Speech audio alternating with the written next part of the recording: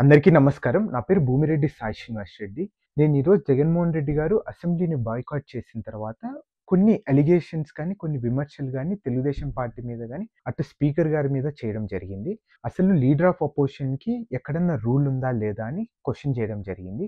అలానే మేము అసెంబ్లీకి రాము. అసెంబ్లీకి రాకోకుండా సోషల్ మీడియాలో నన్ను బయట బహిరంగ సభల్లో మేము ప్రశ్నిస్తామని, 11 సీట్లొచ్చి 40% ఓట్లొచ్చిన వైఎస్ఆర్‌సీపీ గొప్పదా? లేకపోతే 11% ఓట్లొచ్చేసి 21 సీట్లొచ్చిన జనసేన పార్టీ గొప్పదా? అని దాని గురించి ఇప్పుడు మీ అందరికి వివరిస్తాను. ముందుగా మీరు రూల్స్, రెగ్యులేషన్స్ గురించి మాట్లాడుతున్నారు గదా! దానికన్నా ముందు మీ అందరికి ఒకటి రిక్వెస్ట్ చేయాలనుకుంటున్నాను.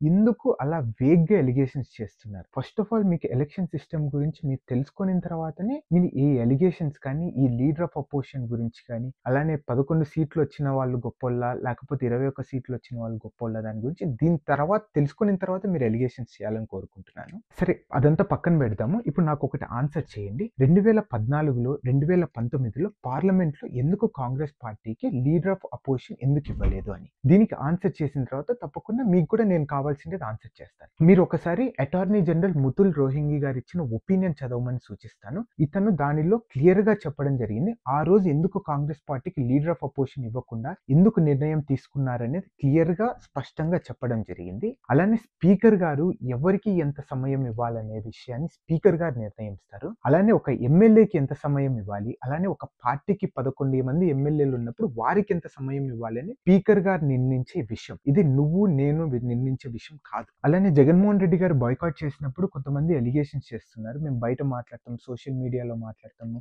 సోషల్ మీడియాలో ఫ్రీ ఫ్లో ఆఫ్ ఇన్ఫర్మేషన్ ఉంది అన్నప్పుడు, అలా అన్నప్పుడు ఎందుకు ఎమ్మెల్యేగా కంటెస్ట్ చేయడము? ఎందుకు 11 మందిని గెలిపించుకోవడము? అని కూడా ఒకసారి ప్రజలు ఆలోచిస్తున్నారు. మీరు మాట్లాడే విషయం ఇష్టం వచ్చినట్టు వేగ్‌గా అలిగేషన్స్ చేయడం కరెక్ట్ కాదని నా భావన.